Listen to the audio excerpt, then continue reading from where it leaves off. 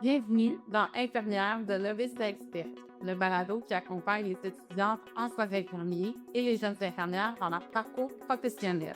Nous sommes Sylvie Et Karine, deux enseignantes passionnées par la formation des infirmières de demain. dans chaque épisode, on explore les défis, les apprentissages et la réalité de la profession infirmière.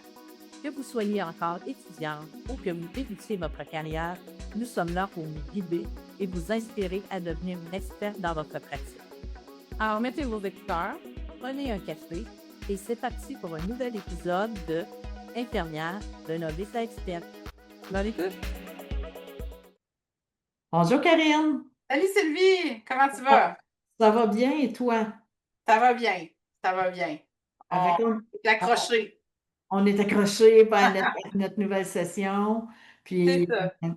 Donc, comme sujet, ça me tentait qu'on parle de mythes qu'on a au niveau des soins infirmiers. C'est des choses qui sont véhiculées, ils sont-tu vrais, ils sont-tu pas vrais? Puis essayer de voir que la réalité peut-être a changé un peu depuis les dernières années, puis des choses qui sont carrément fausses aussi.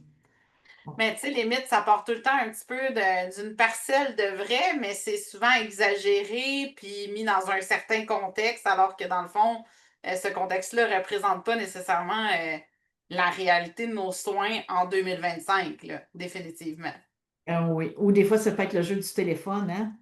C'est qu'on le dit d'une personne à l'autre, puis à un moment donné, ça devient comme une réalité. Puis avec les médias sociaux, je pense que ça empire les mythes. Donc, on dirait que parce qu'on dit quelque chose, ça devient comme une vérité. Alors que si on creuse un petit peu, on se rend compte que c'est pas vrai du tout. Ah, ça, absolument. Puis là, tu as dit les réseaux sociaux, puis on dirait que j'ai pensé à un autre mythe qu'on n'a pas listé avant le podcast, Sylvie, dans notre préparation, puis j'ai le goût de commencer avec celle-là.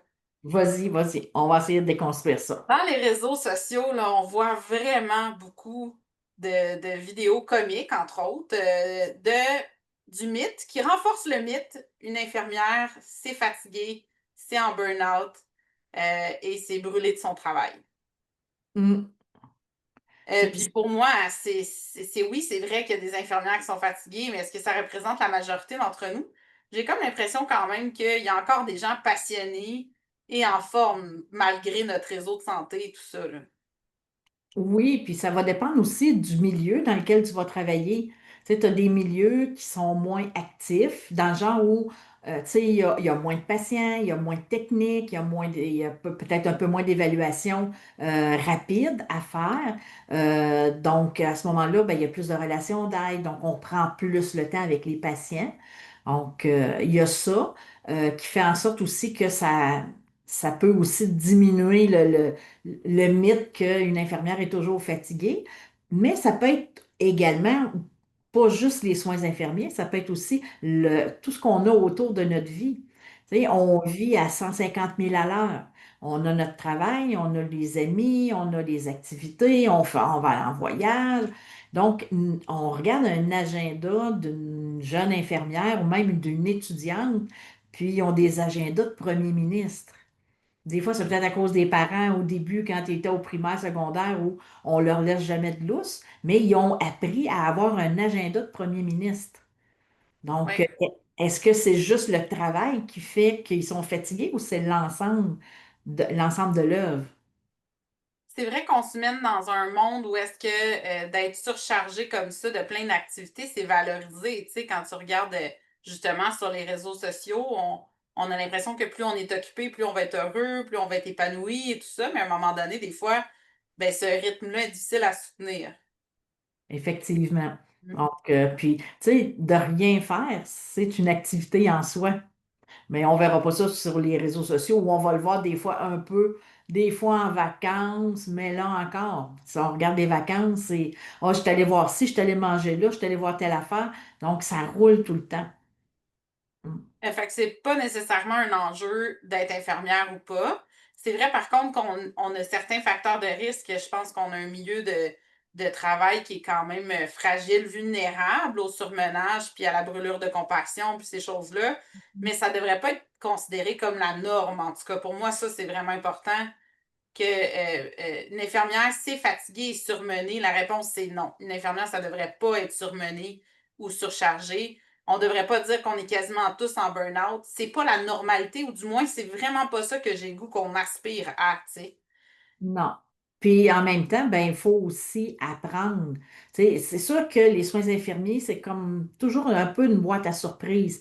Parce qu'un patient qui va décompenser, ça ne peut pas se prévoir. Tu sais, il faut, mais lorsqu'on fait notre organisation de travail, ben, on va aussi se garder de la ventilation pour dire, ben, s'il arrive quelque chose, on va être capable de pallier. Mais oui, on a peut-être une charge de travail un peu plus grande quand on est jeune. Donc, jeune infirmière, je pense que le réseau a peut-être son lot à faire là-dessus, parce que quand tu commences, tu as la même charge qu'une fille que ça fait 20 ans.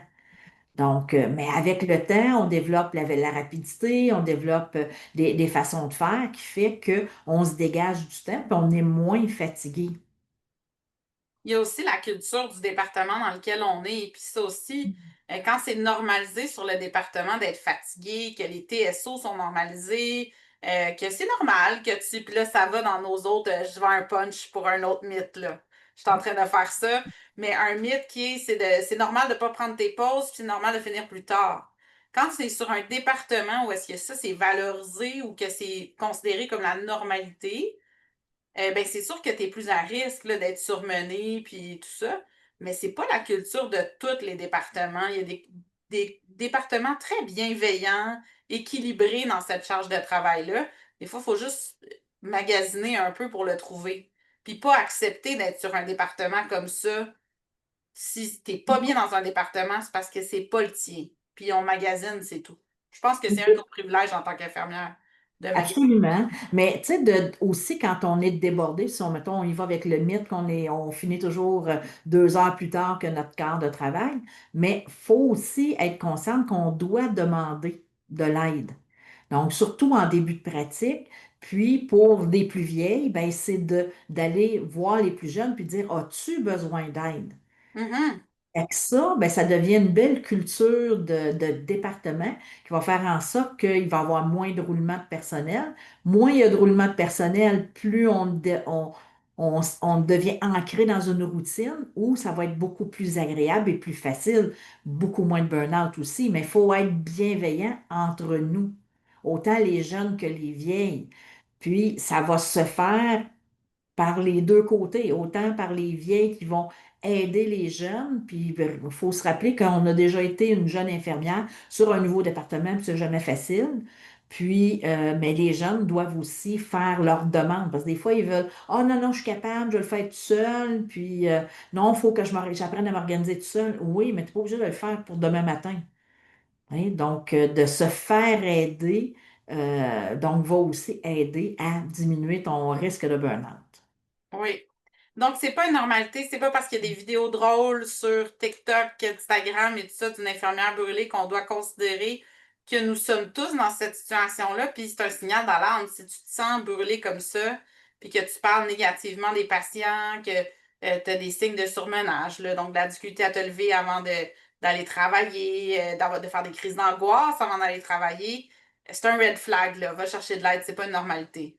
Oui, puis puis tous les hôpitaux ont des centres d'aide aux employés, donc y aller, donc de faire cette première démarche-là, c'est gratuit, puis on va l'utiliser, mais aussi peut-être de regarder votre agenda.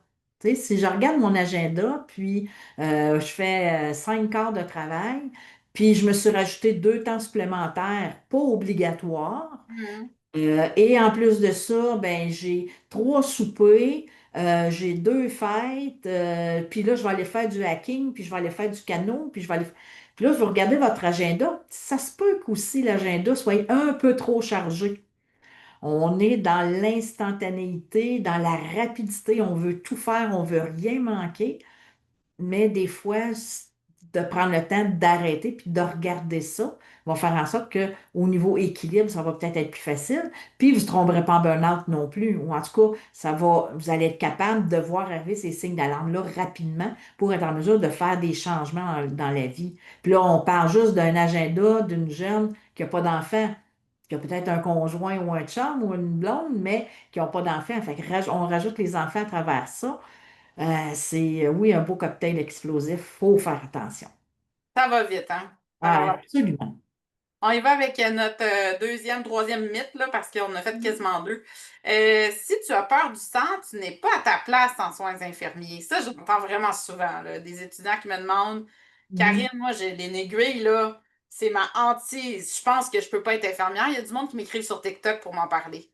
Qu'est-ce que tu Mhm. en penses, toi, Sylvie? Est-ce qu'on peut être infirmière même si on a peur des aiguilles? Absolument. On peut Ah, être infirmière, même si on a peur des aiguilles. On va tranquillement se désensibiliser à ça. Le fait de recevoir une prise, mettons, une injection, parce que tu t'en vas faire une prise de sang, c'est toi qui la reçois, versus nous qui allons la faire, c'est différent. OK? Mais c'est de tranquillement se désensibiliser, mais aussi d'en parler à tes profs quand tu arrives en stage pour leur dire, ben moi, je pense, tu sais, j'ai peur du sang, puis je vais peut-être m'évanouir. On va faire attention. Tu sais, fait que tranquillement, on ne dira pas, vas-y tout seul, puis on va se ramasser à te ramasser comme un autre patient. Mais j'en ai connu plein dans ma carrière qui avaient peur du sang, puis qui ont fini leur cours de soins. Mais c'est sûr qu'ils n'iront pas travailler chez MO Québec, puis ils n'iront pas travailler au bloc opératoire. Oui, mais ils réussissent à installer des solutés pareilles. Puis c'est, tu sais, au niveau du sang, là, si tu n'as pas de pansement, puis tu as juste des injections, euh, c'est correct. Puis sinon, ben, tu vas aller trouver un milieu où il n'y en a pas de prise de sang. Ça existe. Tu peux aller travailler en santé mentale. On en voit pas mal moins de prise de sang, puis de sang de façon générale. puis dans la formation, c'est sûr qu'ils vont être exposés à ça. Il faut que tu apprennes à faire des injections. Donc, souvent, c'est fait même dans la première année. Puis, comme tu dis, c'est une exposition qui est progressive, là. C'est pas du jour au lendemain que tu fais des transfusions sanguines avec tes patients. Puis l'exposition, je pense qu'elle est importante là-dedans. Plus ça va aller, moins ça va être quelque chose qui te fait sentir pas bien. Mhm. Choisir nos milieux, vraiment. Puis on s'y habitue, je pense, réellement. Moi, c'est des sécrétions. Tu sais, j'ai bien de la misère avec les sécrétions de gorge, là, puis des aspirations de trachéo et tout. Ben, plus t'en fais, moins t'as cette difficulté-là, puis ton malaise, il va disparaître. Il faut juste s'exposer, un petit peu comme tout le reste dans la vie. Quand on a un stress, plus on s'expose par microdose, ça disparaît. Mais on peut être infirmière. J'en ai vu plein, comme tu dis. Ben oui, Les puis statistiques vont dans ce sens. mhm. Puis ça peut être des peurs de n'importe quoi, hein.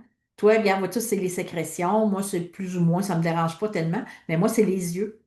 Je suis pas capable de voir, mettons, un médecin faire une extraction de cataracte. Ah, ouais, j'avoue que Tu sais, puis je viens là, tout trempe, puis j'ai chaud, puis ben, j'avais la chance d'aller travailler dans un bloc opératoire. Qu'est-ce qui est arrivé? Ben, je suis pas allée parce que je me sentais pas capable. Donc, mais ça, c'est un choix que j'ai fait. Mais j'aurais pu continuer, puis peut-être me désensibiliser à ça ou de trouver d'autres façons. Mais on a tout un petit peu un dédain de quelque chose en soin, puis c'est bien correct. Il y en a que ça va être les pieds, les ongles d'orteil, ça peut être à peu près tout, là.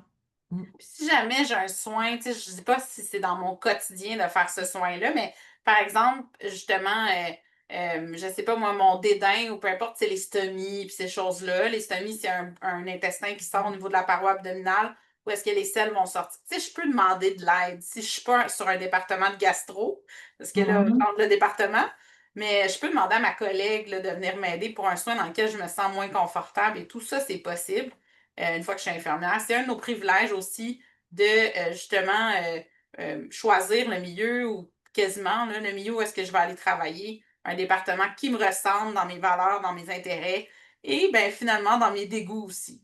Ben oui, ça va faire partie des choix qu'on va faire, effectivement. Si tu as peur atroce du vomi, ben, la gastro, c'est peut-être pas En bonne place, puis l'urgence non plus. l'urgence, surtout l'urgence, je pense, l'urgence pédiatrique. Ouais, Peut-être c'est ça. choisir une autre. On va pas là. Les selles, la même chose, tu sais, de tout ce qui est gastro. Ouais. Donc, En mais même temps, c'est pas même si tu as agréable peur pour du personne vomi, non plus. non, ben non, personne n'aime ça le vomi, on s'entend. Même si, mettons que c'est quelque chose qui te fait sentir mal, mais que tu veux vraiment travailler en pédiatrie puis à l'urgence, je pense que c'est possible. Tu vas t'exposer, tu vas trouver tes trucs pour être Mhm. moins malaisé dans ces moments-là, mais tout ça, là, je pense que c'est un mythe qui ne s'applique pas. C'est juste, on se demande comment on va faire. Je pense que c'est plus une anxiété qu'un mythe, pas un mythe, mais une réalité. Puis les masques maintenant, c'est comme reconnu, hein. On n'a rien qu'à dire qu'on a un petit virus, puis on peut mettre un masque. Puis le masque avec des petites gouttes de vanille dedans, là, c'est bien, bien efficace pour enlever les odeurs. Parce que Oui, souvent, c'est le vrai. problème, c'est pas la vue c'est l'odeur qu'il y a. Donc, fait que de se trouver des trucs pour cacher cette odeur-là. Absolument. On s'en va avec un prochain mythe? Oui, ben, est-ce que les étudiants n'ont pas vraiment d'impact en stage? Oui. Ils sont là juste par parure, puis ils dérangent. Les déranges sont dans le chemin, puis ils font pas grand-chose en stage ou ils font juste des devoirs. Moi, j'ai déjà des étudiants qui m'ont dit, oh, mais Karine, ce qu'on fait, l'infirmière ne le ferait pas nécessairement, absolument pas. Ce que tu es en train de faire présentement, un, ça dégage l'infirmière de faire certaines tâches, tu as un impact là-dessus, mais en plus, tu vas apporter tes observations à l'infirmière, puis des fois, vous avez des yeux différents en tant qu'étudiant infirmier, là, moi, je trouve, là. Ils Mhm. voient des choses parfois qui sont passées entre certaines mailles parce que l'infirmière est surchargée, parce qu'elle a plusieurs patients, puis elle n'a pas eu le temps de regarder certaines choses. Nos étudiants ont vraiment des impacts dans le parcours clinique des patients, je trouve. Absolument. Puis des fois, même, il y a des infirmières qui sont moins à jour. Tu sais, même si on doit se mettre à jour régulièrement, ben, tu sais, on amène nos étudiants en stage, c'est vraiment avec tu sais, les dernières façons de faire des évaluations, de faire des surveillances, tout ça, on va pousser davantage. Puis des fois, ça va même aider à rafraîchir certaines techniques ou méthodes d'évaluation là, de la part des étudiantes versus les infirmières qui sont là depuis longtemps, où on développe davantage plus une routine. Moi, je me rappellerai toujours, là, j'étais sur un département où est-ce qu'il n'y avait pas beaucoup de techniques quand j'étais étudiante. Puis les infirmières étaient venues nous voir pour se rafraîchir la mémoire d'une technique. Il était venu voir les étudiantes, puis il avait dit comment on fait ça? Pouvez-vous nous aider? Tellement que, tu sais, on était comme les connaissances les plus à jour. À ce Mhm. moment-là, c'est sûr qu'il y a d'autres sources, là, on s'entend, on ne s'assinera pas là-dessus, mais il était venu nous voir. Donnez-nous vos trucs là, pour ça. Fait que ça avait été intéressant. On apporte cet échange-là quand même quand on est étudiant, je pense. Absolument. Ou des fois, on est sur un département qui n'a pas cette méthode-là. Si, mettons, on reprend la stomie. Ben, tu sais, c'est un département de pneumo. Il n'y en a pas de stomie habituellement. Fait que là, tu as un patient qui a un problème pulmonaire, puis en plus, il y a une stomie. Souvent, les infirmières vont être ah, qu'est-ce que je fais avec ça? Fait que oui, les étudiants, eux, viennent, c'est encore frais dans leur mémoire. Ils l'ont vu probablement le stage avant. Fait qu'ils ils vont aider. Mm. Il y a aussi le fait que les étudiants, ils ont souvent juste un ou deux patients. Puis ça, je pense que ça amène un certain recul, puis un certain temps pour voir le patient dans sa globalité, voir les failles, tu sais, les choses qu'on n'a pas remarquées encore. Par exemple, un patient qui n'a pas ses appareils auditifs depuis 3 jours. L'infirmière, elle n'a pas vu dans le dossier qu'il avait un déficit auditif. Puis là, il s'est fait 3 jours qu'il est sur le département, sa famille ne visite pas, on n'a pas d'appareil auditif. L'étudiant me dit ah, ce patient-là là, a une place dans le dossier. C'est écrit à une place, là, tu sais. Il a fait Sherlock Holmes, puis il a trouvé que le patient il avait un déficit auditif. Ben, crime. Son patient, il a eu son appareil le lendemain matin. Fait Mais que ça oui. a des impacts dans le parcours de nos patients, de voir quelque chose qu'une infirmière n'aurait pas vu parce que elle est jamais, pas jamais là, mais elle n'a pas eu le temps d'être là quand on met le patient au fauteuil, donc elle n'a pas vu son inconfort à ce moment-là, ou des choses comme ça. Ben, ça amène d'autres lunettes. Ça, je pense que ça a un gros impact dans le parcours des patients. Oui, effectivement. Puis, tu sais, puis faut apprendre en le faisant. Tu sais, oui, on va dans les laboratoires, on a les cours théoriques, mais il faut le voir, il faut le faire pour vrai. Hein. Mhm. Mais avant d'avoir la quantité, il faut avoir la qualité. C'est un peu ce que je dis. Tu sais, oui, elle a juste un patient, mais le jugement clinique, ça prend du temps. Tu sais, elle va le faire. C'est facile de dire, ben, tu fais ça, ça, ça, ça. Ça devient une recette. C'est pour ça on veut qu'elle réfléchisse par elle-même. Donc, oui, il va y avoir plusieurs va-et-vient dans la chambre pour faire l'évaluation. Il manque des informations parce qu'on la questionne, on ne veut pas lui donner les réponses, on veut qu'elle les trouve par elle-même. On fait juste la guider. Mais si elle a 5 patients, oublie ça, on n'a pas le temps de faire ça. Puis en plus, qui n'ont pas la dextérité encore d'une infirmière que ça fait 20 ans qui installe des solutés. Tu sais, souvent, ça va être leur premier ou leur deuxième là, quand on est sur ce département-là, surtout au début. Puis oui, ça prend du temps. Hein. Mais le temps qu'on prend pour installer cette soluté-là, ben, l'infirmière n'a pas besoin de le faire. Tu sais. Elle peut se permettre de faire d'autres choses. Peut-être compléter ses évaluations ou aider des infirmières plus jeunes sur le département. C'est bien vrai. Fait qu'un autre mythe de déconstruit. Oui, Prochain, on travaille toujours de nuit quand on commence. ça, c'est si on veut. Mhm. Maintenant, il y a de plus en plus, tu sais, il y a plein de postes qui sont ouverts, ils réussissent pas à les combler. Le ministère va souvent faire affaire avec des agences. Là, maintenant, ils ne peuvent plus, mais on a ce problème-là. Donc, fait que oui, il y a des quarts de jour, il y a des quarts de soir, il y a des quarts de nuit. Euh, mais je te dirais que tout dépendant de ce que tu veux faire, moi, j'ai commencé de nuit. Pas parce que je n'étais pas capable, ben, moi, j'avais peut-être plus de difficultés à avoir un quart de jour, mais j'aurais pu travailler de soir. Mais avec des enfants, je ne suis pas capable. Tu me dis, je vais aller travailler de soir, je vais partir à 4 heures, je vais revenir à minuit, je ne vois pas les enfants. Donc, de travailler de nuit, moi, j'ai pas de problème de sommeil. Donne-moi un oreiller puis je dors. Donc, fait que je me levais donc à l'heure du souper, je voyais les enfants, je faisais faire les devoirs, tout ça. Après ça, à minuit, ben, 11h30, j'allais travailler jusqu'à 8 heures le lendemain matin. Puis pendant qu'ils étaient à l'école, ben moi, je dormais. Mhm. C'est aussi pas juste le fait de dire je travaille de nuit, mais il y a des avantages à travailler de nuit. Hein. Moi, c'était le corps de travail où j'ai le plus apprécié parce que il y avait moins de médecins, il y a moins d'évaluation, de méthodes de soins à faire. On travaille davantage dans les dossiers. Je trouve qu'on connaît même plus les patients quand on travaille de nuit parce qu'on va fouiller dans les dossiers que de travailler de jour où on fait ce qui est écrit sur notre plan de travail puis c'est vite, vite, vite. C'est sûr qu'on ne parle pas aux Euh, patients nécessairement, mais pour faire des liens entre la médication, les examens de laboratoire que le médecin a donnés, euh, de nuit, on a le temps de faire ça. Oui. On va vendre le chiffre de nuit parce que moi aussi, c'est mon chiffre préféré. On a quand même un lien proximal aussi qui se développe avec les patients parce qu'ils dorment pas tous, là. Souvent, il y en a des agités ou en détresse. Mais je trouve de nuit, il y a comme une petite proximité et intimité qui se développe vraiment rapidement avec les patients. Donc, ça, Mhm. c'est ce que j'aime de sa jappe, là. Je ne sais pas si vous les entendez, mes chiens jappés. Ça va, OK. Fait que je vais faire semblant qu'ils ne sont pas là, puis je vais continuer. Donc, cette proximité-là avec le patient, l'accès au dossier, comme tu dis, on a accès au dossier, il n'est pas au poste avec le médecin ou parti avec le physiothérapeute pour qu'il documente les choses. Fait que ça l'amène une belle chose. Travailler de nuit, moi aussi, c'est mon chiffre préféré. Le beat aussi, on se sent comme un petit peu plus chez nous. Les équipes travaillent beaucoup ensemble de nuit. Oui. Donc, c'est ce que je préfère. Mais on n'est pas obligé de commencer de nuit. Souvent, il y a aussi des centres qui vont offrir la rotation et tout ça. On parlait de magasiner tantôt, mais si de nuit, c'est pas ce qui te tente, magasine un peu, je pense que tu vas être capable de trouver ton compte ailleurs, là. Euh, puis après ça, ben moi, je pense que c'est une belle avenue de travailler de nuit, mais bon, ça, c'est mon point de vue personnel.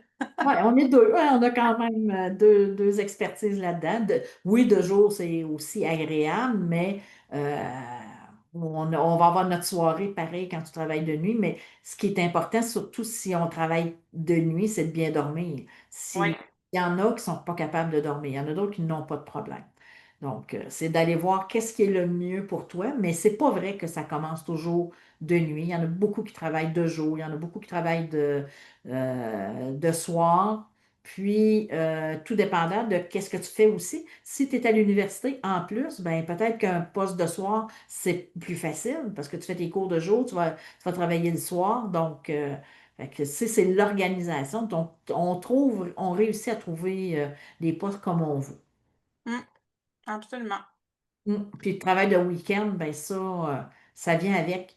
Donc, tu sais, en rentrant en soins infirmiers, on vous le dit, vous allez travailler le week-end, à moins d'être dans des départements vraiment spécialisés.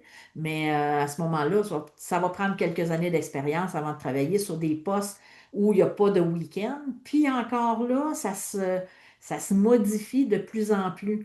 Donc, tu sais, les courts-séjours ou des départements où c'était fermé les week-ends, maintenant, ils sont ouverts. On a des départements de radiologie qui sont ouverts même de nuit maintenant, Mhm. faire des mammographies et tout ça. Donc, fait que, tu sais, tout change, fait que c'est d'aller se trouver la meilleure façon. Puis travailler les fins de semaine, je pense que c'est donc pas un mythe nécessairement, ça serait peut-être plus une réalité, surtout en commençant. Je pense que c'est quasiment inévitable là, de faire une fin de semaine sur deux. Il y a certains départements qui offrent une fin de semaine sur trois selon leur organisation de travail. Les 12 Mhm. heures, on n'en a pas parlé, mais tu peux faire des 12 heures et donc travailler moins souvent, mais plus longtemps. Fait que ça, Oui. c'est des alternatives là, qui, encore une fois, peuvent changer vraiment ton beat de vie. Éviter que tu ne sois pas en burn-out, c'est de choisir ta recette pour Mhm. toi. Là. Qu'est-ce qui est plus intéressant pour toi comme rythme de vie, puis de prioriser ça dans tes choix. Mhm. Ben, tant qu'à aller là, un qu'on n'a pas, on n'a pas parlé, mais ça vient avec plus le travail, c'est de dire on n'a jamais de vacances quand on est jeune. Et de plus en plus, on voit des départements où on travaille 7-7. Donc, durant la période d'été, donc tu fais 6 jours, tu es 7 jours en congé, tu travailles 6 jours, tu es 7 jours en congé. Donc, tu as toujours un pendant. Donc, tu as quelqu'un qui, moi, je ferai une semaine, toi, tu ferais l'autre semaine. Donc, on n'a pas à. Les vacances sont faites comme ça. C'est sûr que tu n'as pas 2 semaines, mais au mois de juillet, tu es sûr d'avoir 2 semaines, pas collées, mais tu en as deux. Puis tu en as deux au mois d'août aussi, puis tu en as deux au mois de juin. Donc, ça permet aussi de décrocher, puis de dire, ben regarde, je peux aussi profiter de l'été, parce que l'été est tellement court. Donc, ça, c'est des belles alternatives qu'il y a de plus en plus. Ah oui, les 7 jours, c'est vraiment intéressant. Où est-ce que je travaille, les infirmières font ça, c'est extraordinaire, là. Tu as 7 jours de travail, 7 jours de congé, mais après, tu prends une semaine de vacances et tu as 3 semaines Trois de semaines. congé parce C'est que ça. tu la prends dans le milieu de tes 2 semaines. Exact. C'est vraiment hot. Vraiment, là. Donc, ça aussi, c'est un mythe. On peut avoir des journées de congé, puis on peut avoir une vie sociale, puis des gros moments de congé, même si on commence, là. C'est ça. Puis de profiter, d'être capable de profiter de l'été aussi. Ben oui, il faut, parce que sinon, c'est ça, on vient fatigué vite, là. Ben oui, puis on a le droit. Tu sais, avant ça, on avait, moi, quand je prenais mes vacances, c'était avant la Saint-Jean-Baptiste ou après la fête du travail. Oui.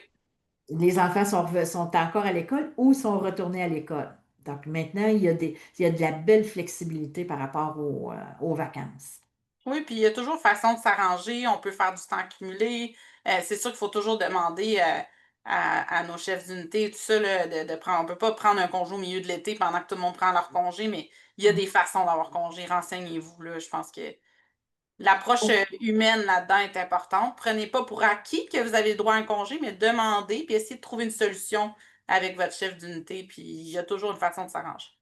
Donc, un autre mythe qu'on a déconstruit, que les gens n'ont pas de vacances l'été. Toutes les infirmières travaillent à l'hôpital? Ben non. Comme CP, oui, par contre, parce que les CP, on n'a pas, ils ont l'obligation de travailler dans le réseau de la santé publique. Mais ils Mais peuvent ils peuvent travailler en travailler CHSLD. mais ils peuvent travailler en CHSLD, Hmm. donc qui n'est pas nécessairement un hôpital. Puis après, lorsque on a notre permis d'exercice, on peut aller travailler n'importe où. On peut travailler dans un camp de vacances, on peut travailler pour Émo Québec, on peut aller travailler en scolaire, on peut travailler à notre compte. Oui. Là, qui décident de faire une pratique autonome, donc où on va faire des pansements, des prises de sang, donc de l'évaluation. Il y a plein de choses qu'on peut faire autre que de travailler dans le réseau public. CLSC, clinique, pharmacie, les Oui. écoles. C'est sûr qu'il y a certains de ces milieux-là sont parfois privilégiés pour les cliniciennes, mais explorer parce que, comme partout, il manque d'infirmières. Fait que Mhm. même des fois, si le bac est demandé, ben, s'ils n'ont pas personne, vu que c'est privé, c'est pas syndiqué.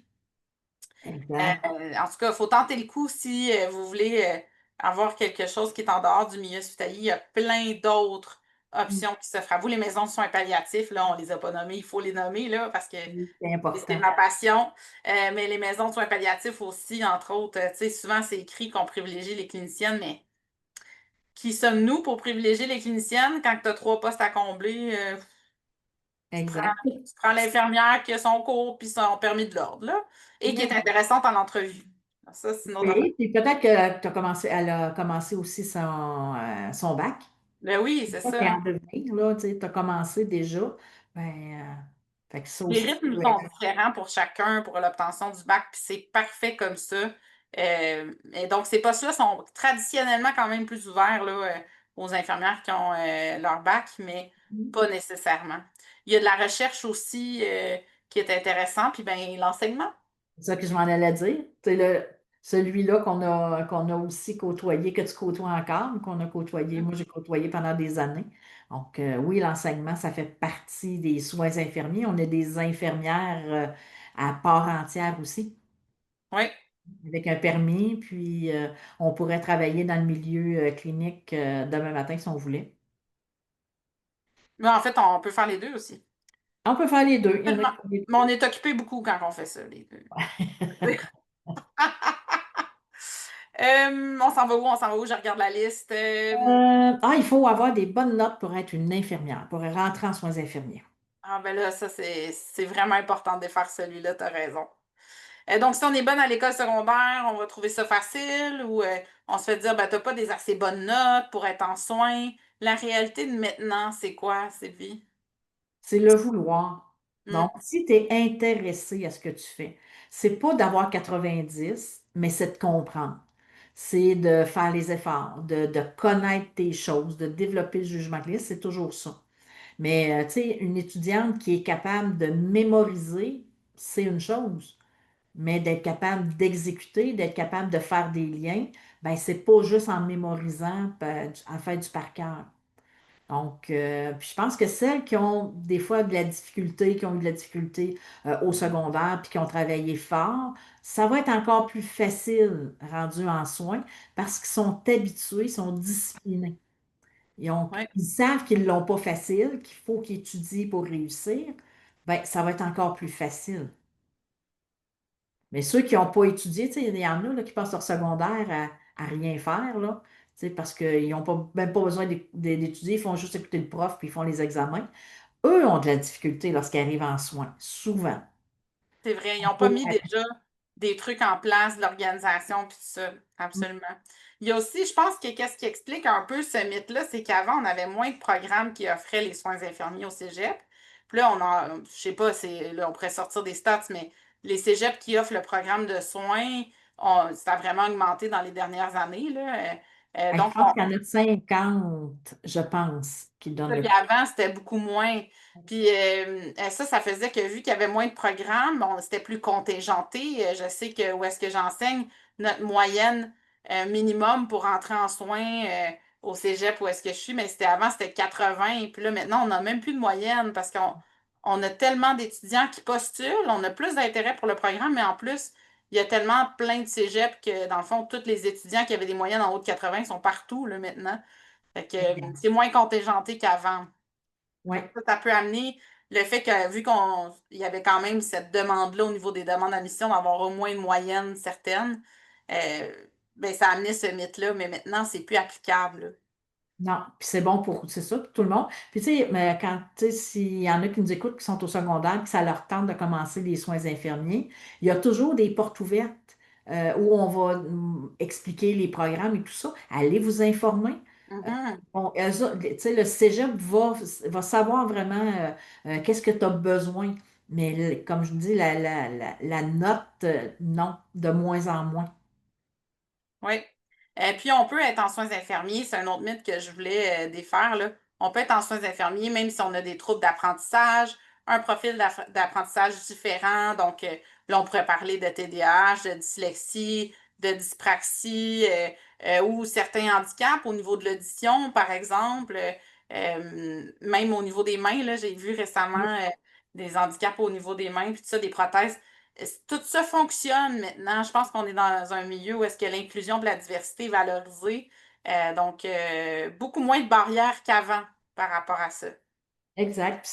Puis si tu as déjà un plan d'intervention au secondaire, ben, il va suivre au cégep. Fait que si tu as besoin de plus de temps pour faire tes examens, si tu as besoin d'outils particuliers pour faire tes examens, ça va être, tu vas pouvoir les avoir aussi. Donc, tu sais, ce que tu avais mis en place au secondaire, ça va te suivre au cégep, même en soins infirmiers. Oui, donc absolument possible.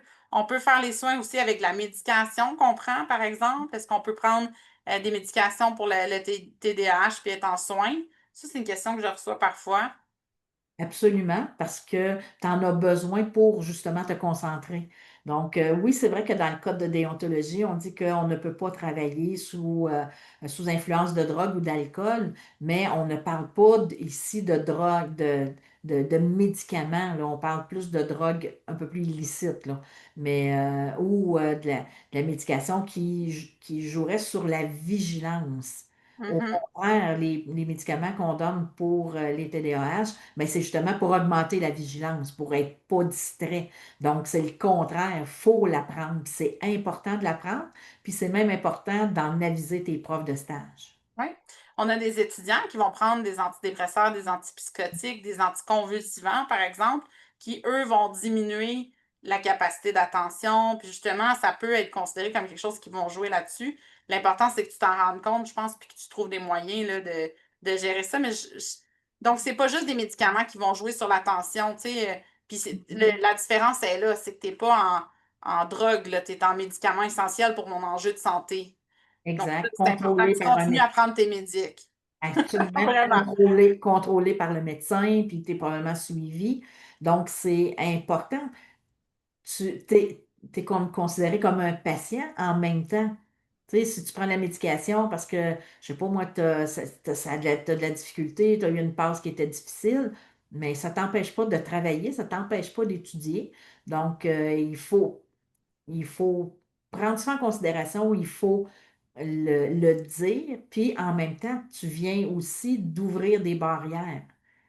Tu sais, les gens qui ont des troubles particuliers, ben, ont tendance à s'isoler, à pas trop en parler. Mais plus on en parle, plus ça devient pas la norme, mais plus c'est accepté. Parfois, on peut avoir l'impression qu'avant de commencer les soins ou durant l'été, avant ma prochaine session, par exemple, là, durant mon parcours, mais là, je me sens bien, puis ça serait peut-être le moment de revoir ma médication et tout ça. Prenez jamais ces décisions-là seules, parlez-en à vos médecins traitants, puis tout ça, mais par expérience, souvent, c'est pas durant les moments d'intensité de session que c'est le temps de faire des changements par rapport à la médication. Donc, faut vraiment que ça soit évalué, concerté là, avec votre équipe médicale, là. C'est vraiment important. Mais après ça, de prendre des médicaments pendant ton cours, pas de problème. Exact, il n'y a pas de problème. Mm.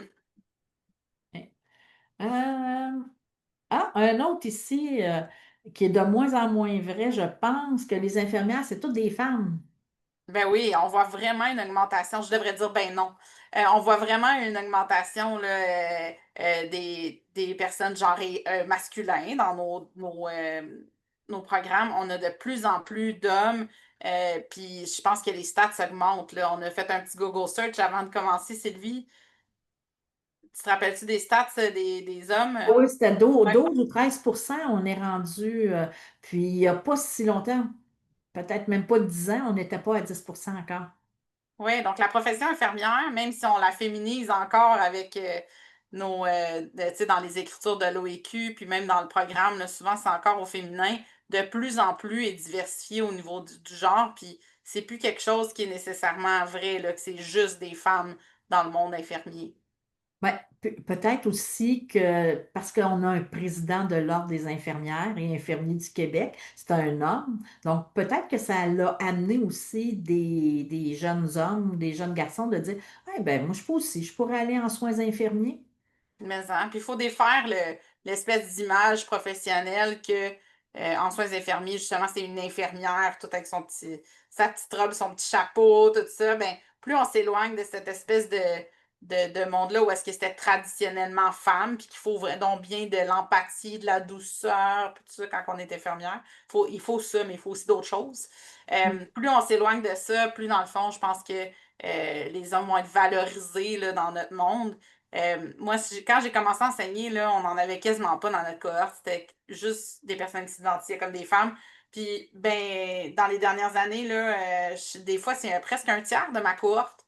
Donc, c'est même plus, je suis à Montréal, là, on s'entend, mais c'est même plus que les statistiques de l'OIQ là, dans mes classes.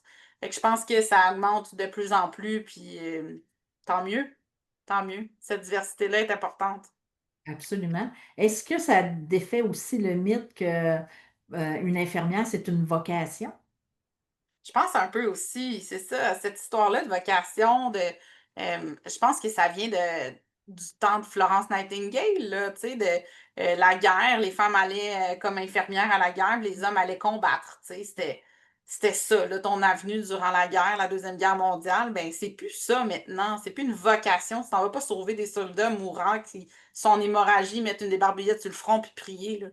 C'est plus, d'après moi, ils faisaient plus que ça dans ce temps-là, mais c'est plus ce que c'était la profession infirmière. On est des expertes aussi, on a une grande compétence dans ce qu'on fait. On c'est pas seulement une vocation, en fait, on est formé là, pour ça. Ben, on est des professionnels, tu sais, on a des activités réservées qui nous appartiennent. Donc, fait que ça fait. Puis quelqu'un qui a juste une vocation va faire des choses, mais ce n'est pas exclusif à cette personne-là. Nous, on a besoin d'un permis de travail, donc on n'est plus dans la vocation. On est Mhm. dans un cadre professionnel où c'est un travail. C'est Oui, sûr qu'il faut avoir des aptitudes. Tu sais, si on n'aime pas ça, puis on n'aime pas être avec du monde, puis on n'aime pas aider les gens à aller mieux, ben on s'en va pas en soins infirmiers, on va aller en comptabilité, on va aller en construction, on va aller ailleurs. Tu sais, c'est pas tout le monde qui est fait pour les soins infirmiers non plus. mais tu sais, dans cette optique-là, moi, je n'ai pas la vocation d'être mécanicienne. Tu sais, c'est la même chose, là. Autant j'ai pas les connaissances pour être mécanicienne, je n'ai pas cet appel-là pour aller là. Puis quand je veux être infirmière, ben oui, j'ai un intérêt pour l'être, mais c'est pas comme un appel là, de l'au-delà qui me dit, Karine, tu devrais aller vers ça parce que tu es fait pour ça. Et puis va donc être facile parce que c'est une vocation. Ça arrive pas comme ça. Donc, on Non, construit notre expérience. Il y a une science derrière les soins infirmiers. Il y a une grande science maintenant, c'est pas ça que je veux dire. Surtout, tu sais, il y a beaucoup, beaucoup de recherche qui est fait. Ce n'est pas seulement, ce n'est pas une vocation, en fait. On ne devrait même pas dire ce n'est pas ça. exact. Puis on le voit avec les universités, on a des départements de sciences infirmières. Il y a de la recherche qui se fait, puis ils sortent ils sortent des belles choses de ces recherches-là qui sont applicables vraiment sur le terrain, que la médecine ne fera pas parce que c'est pas dans leur mandat. Hum. Oui, ben, parce que c'est deux choses très différentes. Mm, Ouais. absolument.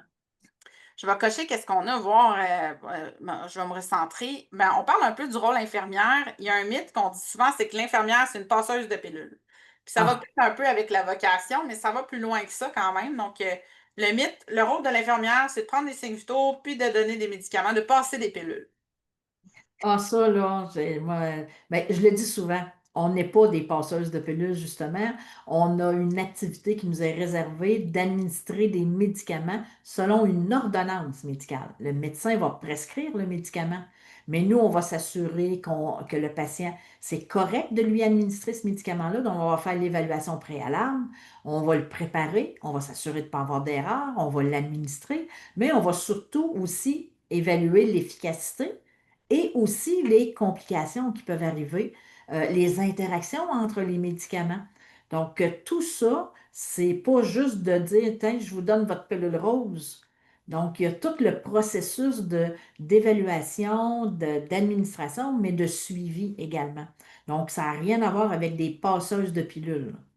Oui, c'est une activité de Mm. notre journée. C'est une activité qui n'est pas réservée à l'infirmière. En fait, hein, on va le faire, mais ce n'est pas juste nous qui faisons le passage de pilule, entre guillemets. Ça pourrait même être un préposé, ça peut être un proche qui donne les médicaments. Ce n'est pas juste ça qu'on fait. C'est beaucoup plus large que ça, là. Exact. Puis, en même temps,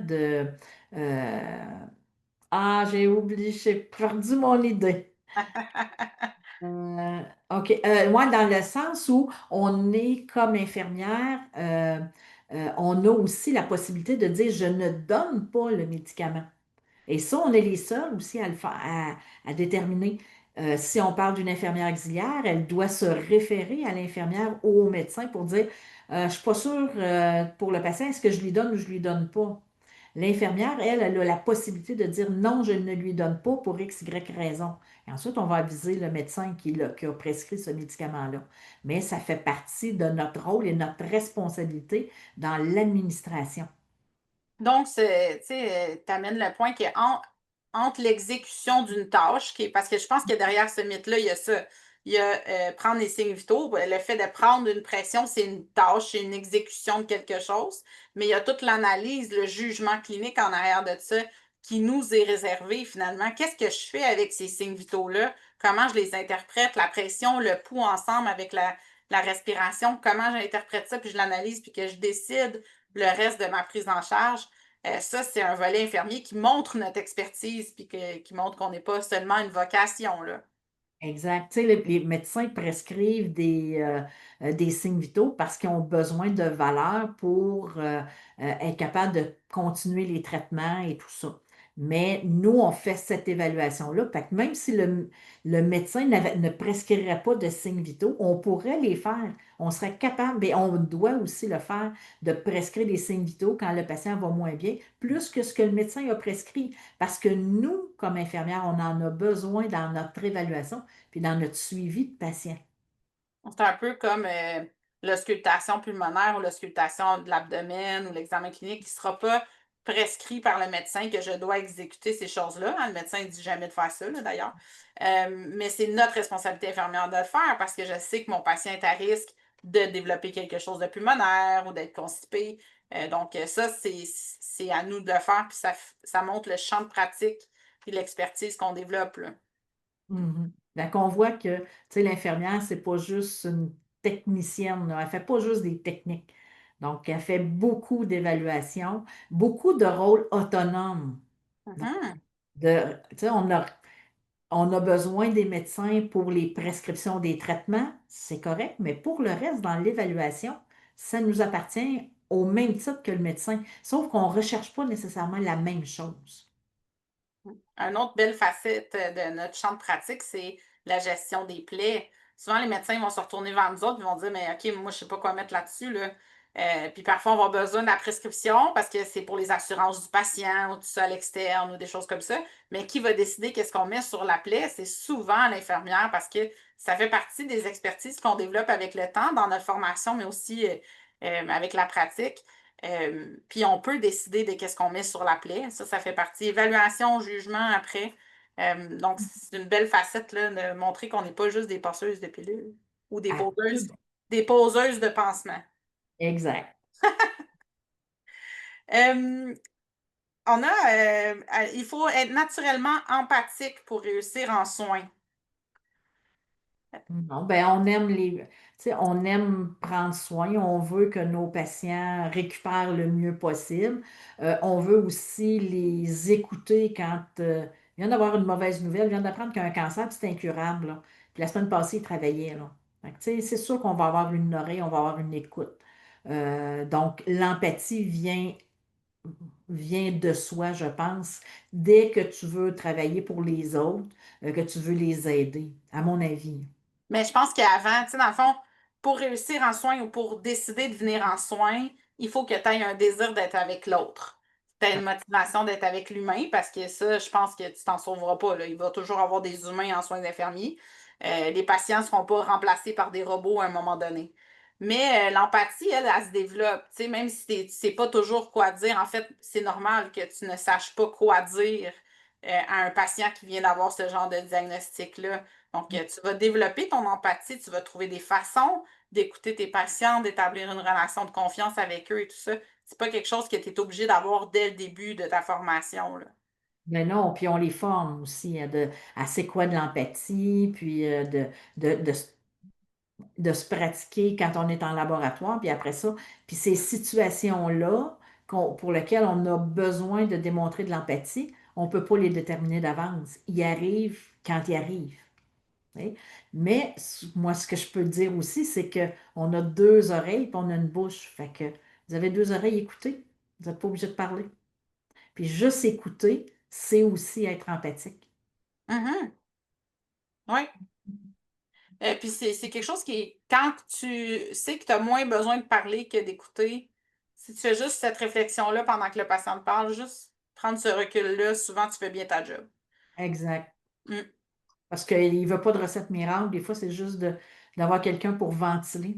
Fait que Ouais. on est là pour ça. On est les seuls professionnels qui sont 24 heures sur 24 avec les patients, là. Fait que, Ouais. c'est sûr qu'ils développent une proximité, une confiance, surtout si c'est des départements où les patients sont là à long terme. Donc, fait que on est là pour les écouter, pour pas se mettre à leur place, mais d'essayer de les comprendre dans leur vulnérabilité. Puis des fois, dans leur comportement qui, des fois, paraît à première vue très agressif, mais des fois, juste d'écouter davantage, puis on va se rendre compte que c'est parce qu'il est en détresse. Oui. Ça vient souvent de là, en fait, là. Ou quand ils sont réticents aux soins aussi, ou qui ont l'air bêtes, faut essayer de Mm. voir en arrière du comportement. Là, vous allez trouver des perles. Faut juste être Oui, là et être présent. Mm. exact. Mais l'empathie se développe bien. Des gens qui sont moins empathiques ou tu sais, qui ont moins ça dans eux autres vont aussi trouver leur place en soins. Oui, Tu sais, je parle je sais pas moi, travailler au bloc opératoire, travailler dans des protocoles de recherche, tu sais, des éléments où ils vont peut-être avoir moins de contact patient. Ils vont peut-être faire de la gestion aussi. Donc, c'est un domaine qu'on n'a pas parlé, mais tu sais, la gestion d'être sur des projets spéciaux où on ne travaille pas nécessairement avec les patients, mais on va travailler comme un peu plus haut que les infirmières. Donc, ça peut faire partie aussi d'un autre branche des soins infirmiers. on n'a pas besoin d'être bon dans tout, Non. finalement. Fait que, tu sais, moi, ma force, ça peut être l'empathie puis tout ça, mais si tu me mets un gros système cardio puis, tu sais, plein de pompes puis tout ça, je suis submergée, mais il y en a d'autres qui sont bons là-dedans. Mm. On a tous nos forces différentes. Il faut un certain minimum puisqu'on deal avec des humains, mais ça se peut que tu sois plus maladroit puis c'est correct, là. J'ai un personnage de télévision en tête, là. euh, qui Ah, justement est médecin puis a très peu d'empathie, là. ah Mais oui. c'est faisable, là, quand même. Tu peux réussir dans la vie sans l'empathie. C'est juste que ça va peut-être être juste moins bon dans ce volet-là. Ah. Puis c'est Reste ça que que. Ben oui, puis quand tu vas faire tes stages, ben quand tu vas aller en soins palliatifs, tu vas dire, ben, j'aime pas ça. Ben oui, mais c'est correct. C'est pour ça qu'on fait aussi beaucoup de milieux en stage, pour Mhm. essayer de te démontrer quelles sont les aptitudes, comme je pourrais dire, de chacun des milieux. Tu sais, tu as des milieux qui sont très tranquille dans le sens où tu ne te cours pas les pattes aux fesses. D'autres, tu as besoin de plus d'écoute. D'autres, tu vas avoir un autre volet plus technique, plus rapide. Ça, la personne qui fait un infarctus, c'est go, go, go, là. Commence pas à prendre le temps d'eux. Donc, fait, que, tu sais, différents départements vont faire en sorte que tu vas voir qu'est-ce que tu aimes le mieux. Oui. En fond, ça va avec, mais peut-être juste un petit peu avant, si on recule, on n'a pas besoin d'être bon dans tout. Puis ça va peut-être avec notre dernier mythe que un bon infirmier, une bonne infirmière ne doit jamais se tromper, ne fait pas d'erreur et donc parfait. J'aimerais bien penser qu'on est tous parfaits, mais j'ai l'impression que c'est pas la réalité. Ben, l'infirmière parfaite, c'est celle qui ne voit pas ses erreurs. Qui voit ses erreurs, tu veux dire? Ne voit pas ses erreurs. Ah, elle est parfaite parce qu'elle voit pas ses erreurs. Ben Elle oui. se sent parfaite. Exact, mais elle dit, moi, Oui. je suis parfaite, moi, j'ai jamais fait d'erreur. Ben oui, c'est parce que tu les as jamais vues, tes erreurs. Mhm. Tout le Je monde pensais fait que tu des disais erreurs. pensais que tu disais que l'infirmière euh, qui est parfaite, qui je pense est parfaite, c'est celle qui voit ses erreurs. Donc, Non, c'est un non, peu la non, même ben chose que non, tu au dis, contraire. mais non, mais si elle voit ses erreurs, puis elle les gère, puis elle fait ce qu'il faut par rapport à ça, elle est donc parfaite, entre guillemets, parce qu'elle Ouais, ça agit dépend. de ce qui. C'est Mais la je pense que c'est définition du important. parfait. Je pense que c'est important de normaliser qu'on est des humains, on n'est pas des robots. On va en faire des erreurs. Ça fait partie de nous.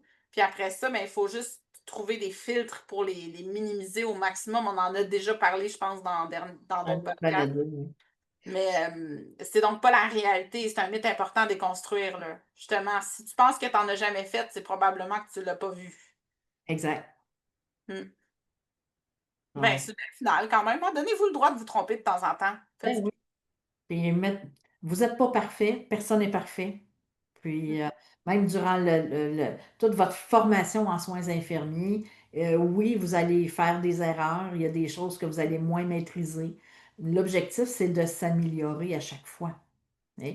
Puis il faut toujours penser que tout ce que vous faites comme formation, c'est toujours pour aider, pour le bien d'un patient, pour l'aider dans l'amélioration de sa santé, l'amélioration de sa vie, l'aider dans les derniers moments de sa vie. Donc, on est là. C'est pour ça que c'est beaucoup une profession de relation d'aide, Oui, au-delà des méthodes de soins. absolument. Ben, merci Sylvie pour ce beau balado. On a déconstruit plusieurs mythes, je pense, des choses qu'on entend un petit peu partout, qui ne sont pas nécessairement vraies. Mhm. Puis si des fois, si vous nous écoutez puis que vous en avez d'autres mythes, écrivez-nous-les dans les commentaires ou écrivez-nous pour voir, ah ben moi j'aurais aussi ce mythe-là. Fait qu'on verra peut-être une formule numéro 2. Donc si Merci on deux. reçoit d'autres mythes, on pourra essayer de déconstruire tout ça. Oui, merci beaucoup. On se dit Merci à à la toi. prochaine. On se revoit dans un prochain balado. Bye bye. Salut! Et voilà, c'est déjà la fin de cet épisode. Mais pas de panique, on revient très vite avec encore plus d'astuces et d'histoires pour vous accompagner dans votre parcours d'infirmière. Rappelez-vous, que vous soyez novice ou presque experte, même Florence Nightingale a dû commencer quelque part. À bientôt et prenez soin de vous comme vous prenez soin des autres. Si vous avez apprécié cet épisode, pensez à nous laisser un 5 étoiles ou un commentaire. Ça nous fait toujours plaisir d'avoir de vos nouvelles. Merci de faire grandir la communauté de Novice à experte.